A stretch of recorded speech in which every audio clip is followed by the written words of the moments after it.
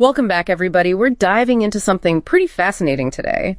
Article 142 of the Indian Constitution. Yeah, it's pretty powerful stuff. Especially, and this is what we're zeroing in on, especially how it comes up in divorce cases. Right, because you've got the Constitution and divorce. I mean, people might be thinking, wait, how are those two even connected? Exactly. So to get into all of this, we're using a really interesting Supreme Court judgment, Shilpa Sailesh versus Varun Sreenivasan.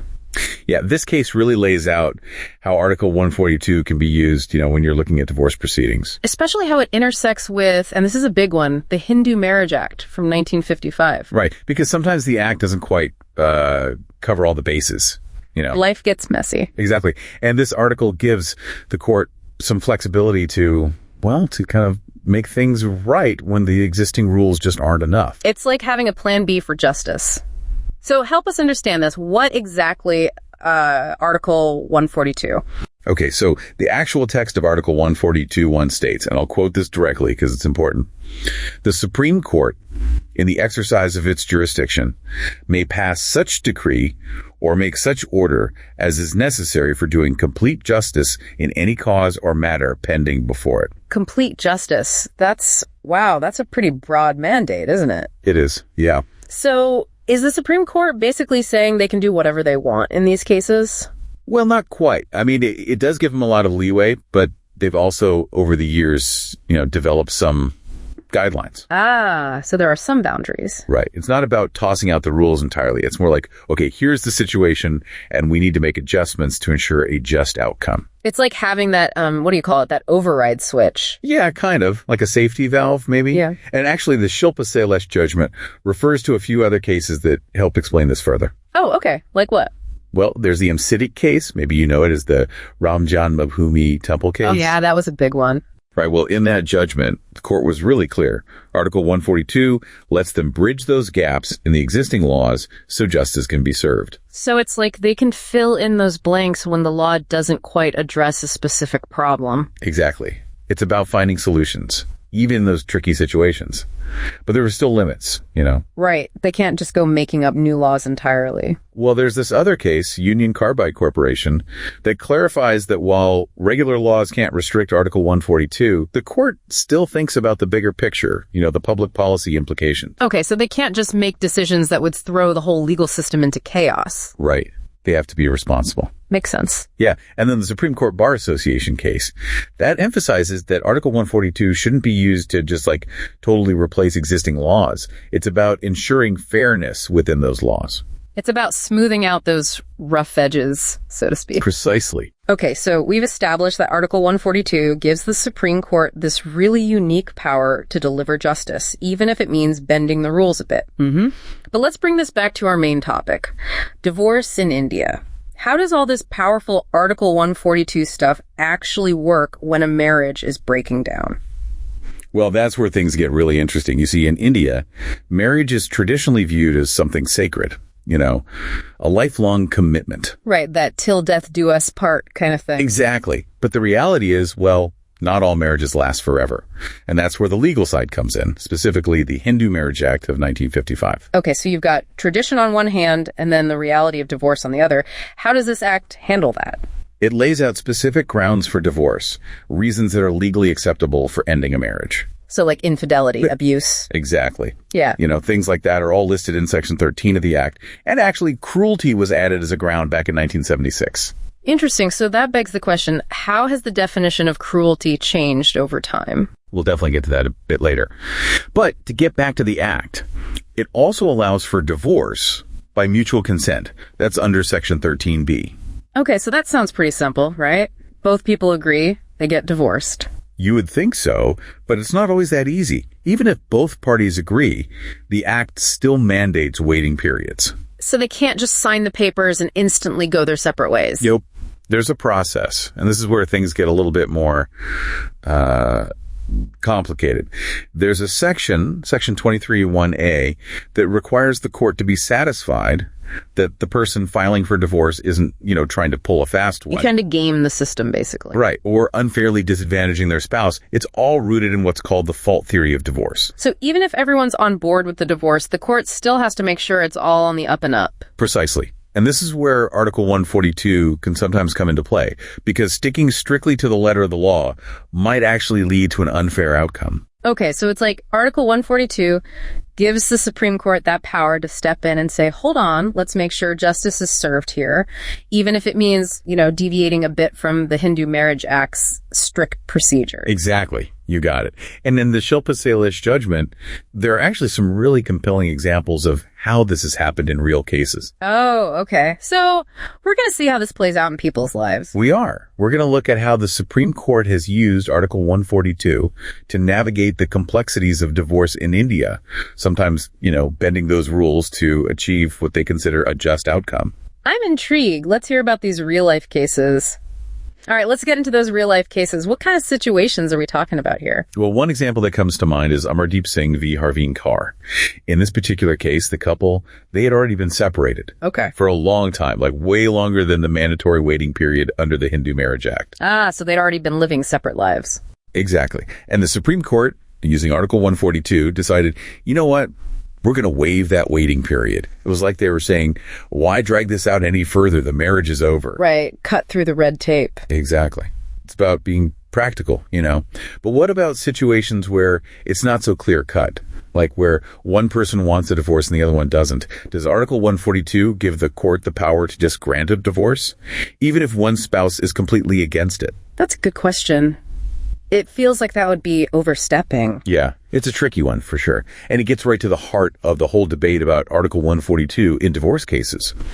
Okay, so the Hindu Marriage Act, it doesn't actually list irretrievable breakdown as a grounds for divorce. Right. I don't think I've ever heard that term used legally. But the Shilpa Sailesh judgment, it hints that maybe, just maybe, the Supreme Court can dissolve a marriage, even if one person's objecting. It's like they're saying, look, in certain situations, we have the power to do this. Yeah. But of course, this raises all sorts of questions, doesn't it? It does. I mean, some people could say, hey, isn't that the court basically creating a new ground for divorce? Like rewriting the law? It's a valid concern. And legal experts are divided on this. Some say it's overreaching, that it should be up to the legislature to change the law, not the court. Right. Separation of powers, that whole thing. Yeah, exactly. But others argue that, well, the court's job is to interpret the law to make sure justice is served, even if that means adapting to the times. Like society changes, relationships change, and the law needs to keep up. It's a balancing act for sure. Respecting the legal framework, but also acknowledging that sometimes things need to change. Exactly. And sometimes, those traditional grounds for divorce, they just don't cover all the messy realities of relationships. So Article 142, it can provide that extra flexibility. It's like a pressure valve. Yeah. A way to release that pressure to find a solution when the normal channels are blocked. But the Shilpa Sailesh judgment makes it clear. This power, it needs to be used carefully, judiciously. Not just willy-nilly. Exactly. So what kind of things do they consider when making these decisions? Well, the length of the separation, that's huge. If a couple has been living apart for a long time, like say 6 years or more, it's a pretty strong sign that the marriage is probably over. So they're looking at actions, not just words. Right. They also want to see if there have been any attempts at reconciliation, trying to work things out. And what's the impact of the separation been on everyone involved? Yeah. Especially any children. So it's not just, one person's unhappy, so divorced. They're really trying to get the whole picture. Absolutely. They're trying to figure out, is this marriage really and truly broken beyond repair? Okay, so Article 142, it's not just about dissolving marriages. They've also used it to handle things like property division, child custody. Yeah, all those tricky issues that come up during a divorce. It's like this toolkit, They can pull out the right tool to address the specific needs of each case. So they can actually create a resolution that really fits the situation, not just some one-size-fits-all approach. Precisely. It allows them to be, I guess you could say, more creative in finding that complete justice. Okay, so earlier we touched on the whole cruelty thing as a ground for divorce. It was added to the Hindu Marriage Act back in 1976. Right. I'm curious, how have the courts interpreted that over time? Because, cruelty, it could be a lot of things. That is the question, isn't it? And the courts have definitely wrestled with this one. In the early days, cruelty was often seen very narrowly, like you had to show physical violence. So like black eyes, bruises, that sort of thing? Exactly.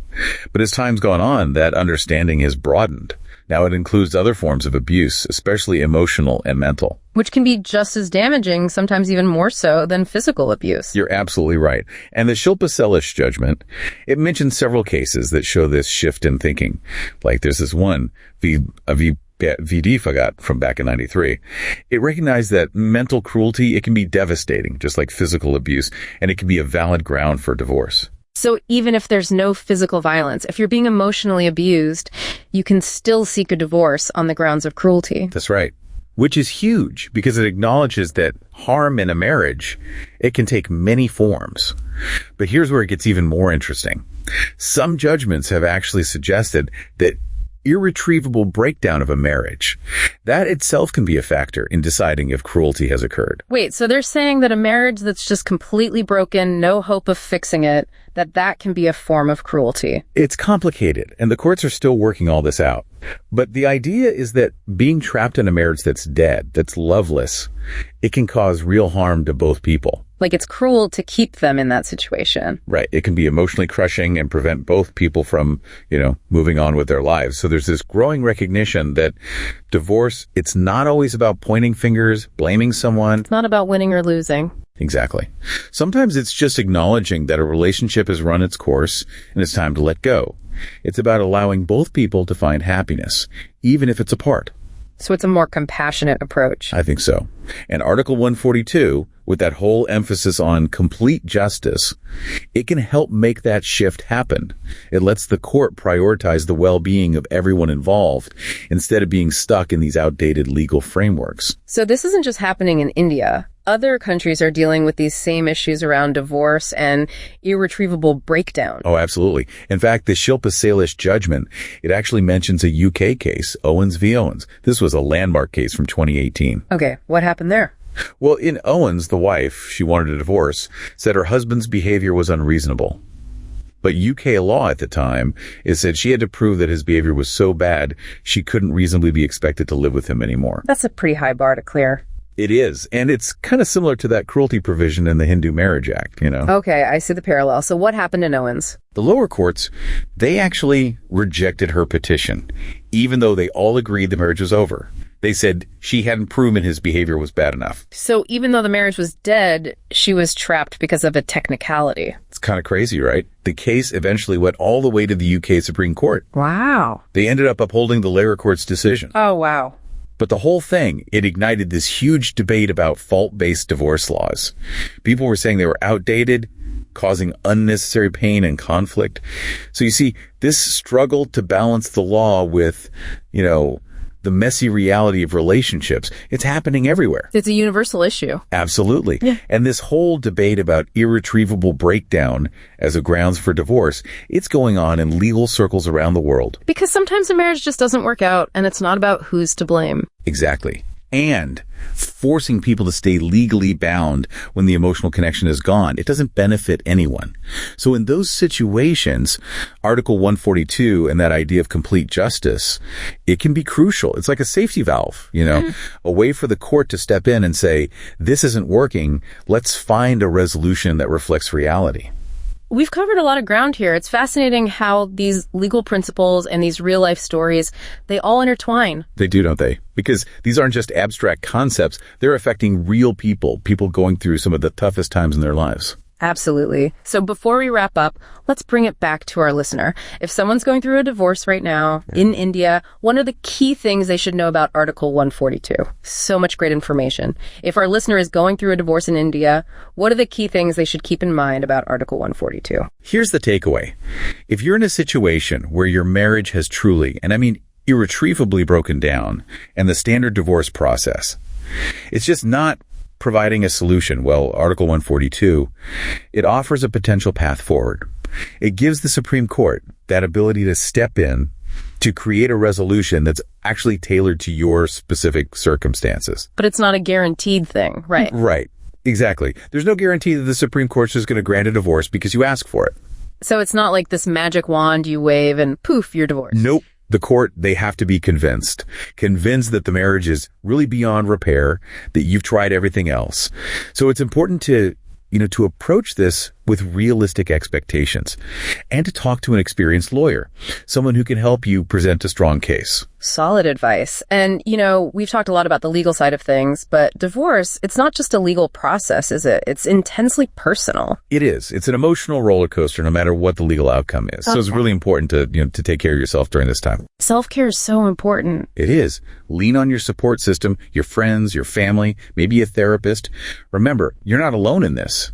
And it's okay to ask for help. Sometimes just talking to someone who gets it, that can make all the difference. Absolutely. And if you're the spouse who doesn't want the divorce, it's equally important to understand your rights, your options. Don't be afraid to speak up, to advocate for yourself. Get legal counsel to make sure your interests are protected. Don't just go along with whatever the other side's proposing. Exactly. Make your voice heard. Even in the middle of all the challenges of a divorce, try to keep communication respectful.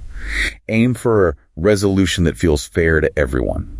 Easier said than done sometimes, but it's a good goal to strive for. It is. If you can focus on fairness, open communication, it can hopefully lessen the emotional toll and make the whole transition a bit smoother. Well said. I think we've really delved into the depths of this topic. We've explored a lot. We have.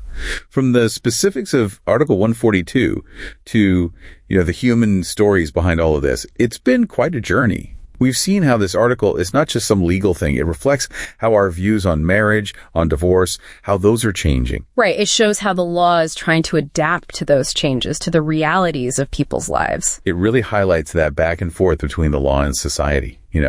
Our understanding of relationships evolves, and the legal frameworks, they have to evolve too. It's a process. Okay, before we sign off, I want to leave our listeners with something to think about. What could be the bigger impact, good and bad, of the Supreme Court essentially, creating this new avenue for divorce through how they're interpreting Article 142? That is a fantastic question, and it's one that's going to keep legal experts and policymakers talking for a long time, I think. Definitely something to keep an eye on. But for now, we'll leave you to ponder that. Thanks for joining us on this deep dive. It's been my pleasure. Really enjoyed exploring this complex, important topic with you. Until next time, everyone, stay curious and remember, the law, it's always changing, and we'll be here to help you make sense of it all.